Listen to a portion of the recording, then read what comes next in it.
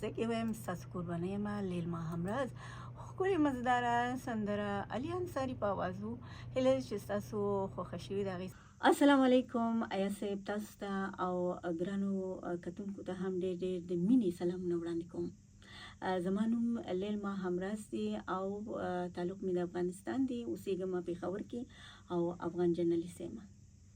تاسو ابتدایي زده کړې د کوم ځای نه کړې دي؟ ما د کابل پوهنتون نه کړې دي. جرنلیزم تعلیم مې هلته کړی دی. د ریډیو دنیا ته تاسو څنګه راغلی؟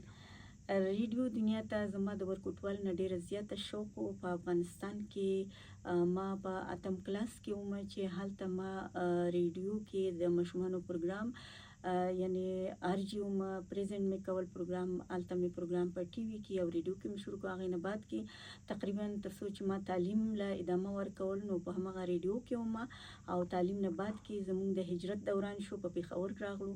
پېښور کې ما په BBC کې پروګرامونه کړي دي. په ریډیو پاکستان کې تقریبا 14 کاله هلته مې پروګرامونه وکړو او بیا پښتونخوا ریډیو سره اوس مهال پروګرامونه مې روان دي او تهذیب سره هم څه کم 10 کاله مې وشو پروګرامونه همداسې روان دي.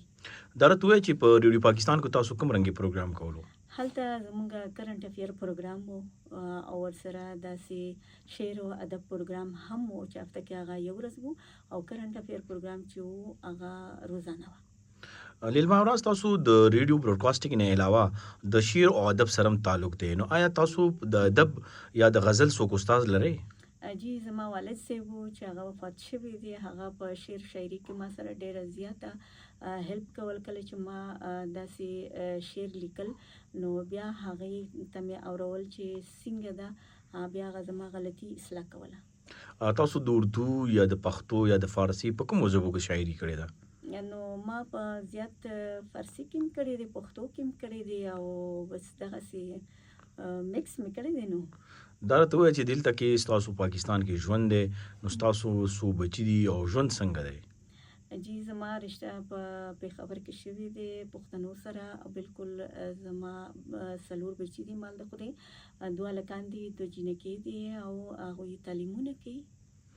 دا راته ووایه چې تاسو کوم بچي ریډیو دنیا ته راغلي دي که نه هغه نور تعلیم کوي؟ نه جی هغوی نور خپل تعلیمونه کوي ځکه چې بس د کور نه یو کس میډیا دنیا ته ټیک ده. دا راته ووایه چې مستقبل کې ستاسو څه ارادې دي؟ په همدا ریډیو او ټلویزیون کې به تاسو کار کوئ؟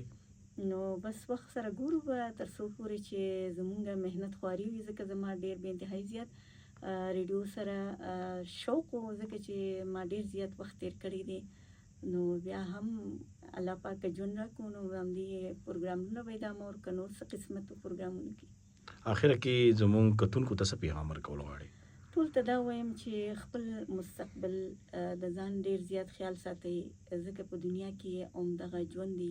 ژوند ډېر خوږ دی او ژوند نه به ډېر ښایسته ښایسته فایدې به پورته کوئ ځکه چې په ژوند کې که تاسو په یو کار کې کامیاب شولئ او هغه بیا مه پرېږدئ.